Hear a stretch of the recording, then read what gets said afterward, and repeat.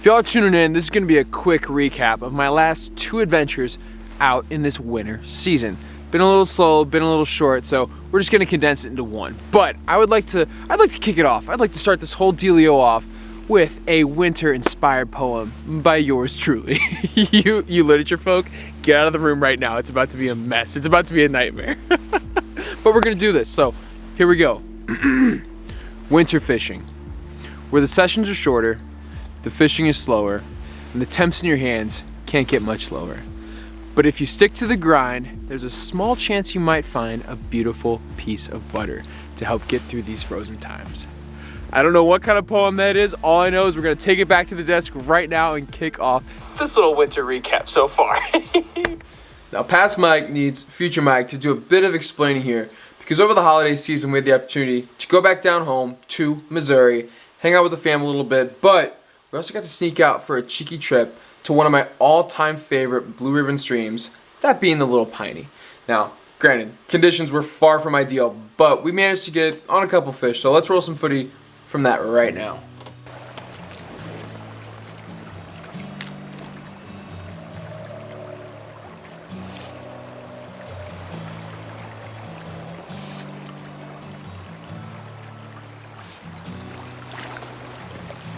That is a dandy. That is an absolute dandy right there. For my first fish back on the Piney, this could not be any more of a beauty. Get a load of him, man. That is an absolute dime piece of a late season wild rainbow trout. And that Copper John just barely got him. Easy money. We'll pop that right out.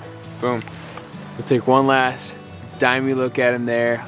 Oh, that's gorgeous. I can't get enough of that. I'll let him back.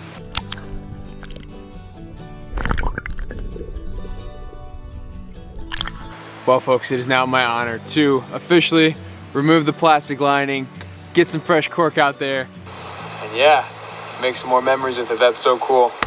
Now, after that first fish, did we do a lot of aimless casting? We sure did. Did we also do a lot of unnecessary walking? Well, of course, it's fly season. This is par for the course. But did all that lead us to my favorite hole on the entire section of river? It sure as heck did. And let's roll some footage from that right now, because we got into an absolute dime piece.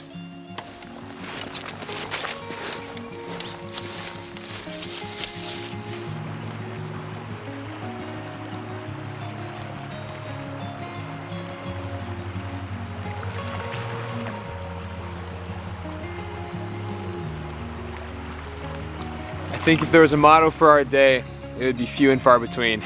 And this one is very timely, very nice, just a beautiful wild fish, man. That's awesome. Hope you can see those colors. He is so gorgeous. God dang, we have really had to work hard today for him, man. But he is just all colored up. He's got some of those gorgeous Missouri colors on him. So beautiful, man. I love every bit of that. But we're gonna see him back.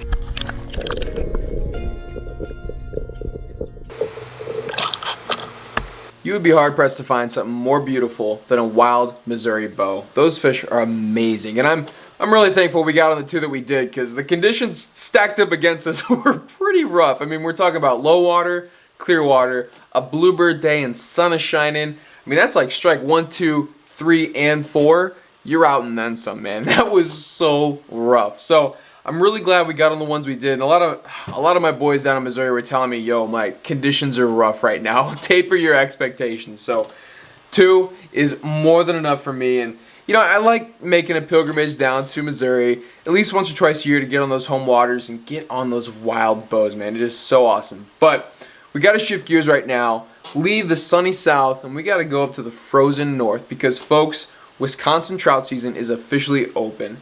And this is going to be a little scouting session gone awry, but salvaged towards the end of the day in the Richland Center area, I would say. So yeah, let's roll some footy from that right now.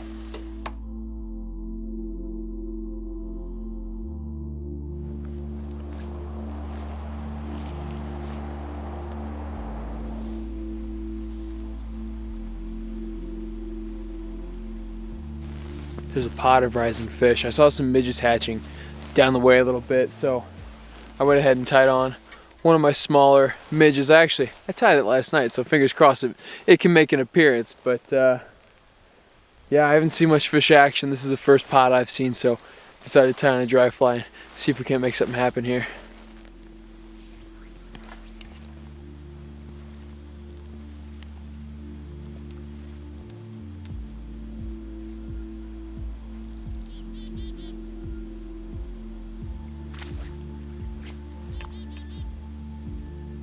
Oh, that was it.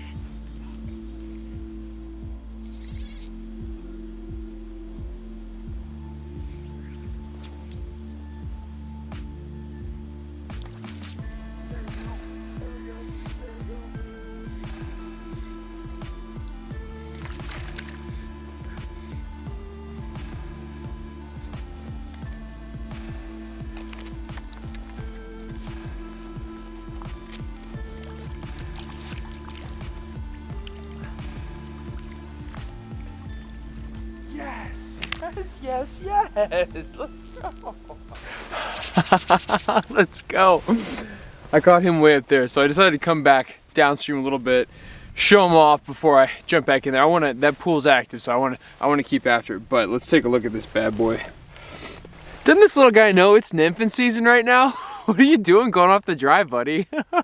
I would have never guessed that my first fish in Wisconsin and in the Driftless this winter would have been off of a nice mid-emerger, man. That is so nice. Holy cow, dude, where are you going with that? He choked it.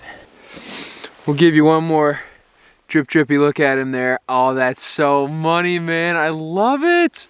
Yes. All right, let's get him back.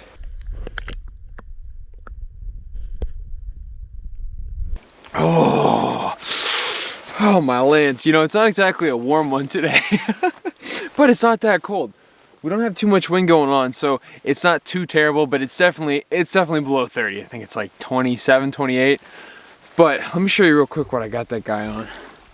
Well, that right there is the little guy we got him on. Just a super simple mid-emerger, and that does the trick, man. That is so freaking awesome. Not 24 hours before I tied the bad boy, and we're already on it, man. And my first dry fly rod on the new rod. Shout out Kowalski. Thanks, bud.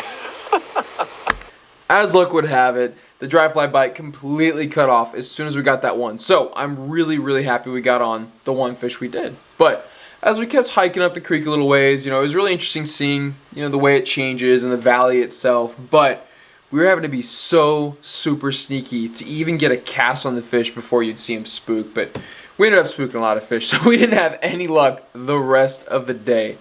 So to wrap this whole dealio up, we're going to kick it back streamside and let Past Mike take it away. Thank you very much, Future Mike. I will take it away from here and wrap up this video. Folks, if there's one thing you take away from this 2-session series here, it would be to not be afraid of the wintertime.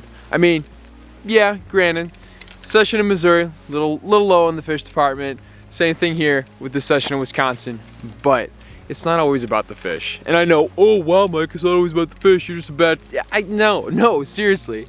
Getting to see the different seasons across the Midwest is so enjoyable. And like Missouri, you cannot beat a morning sunrise in the winter.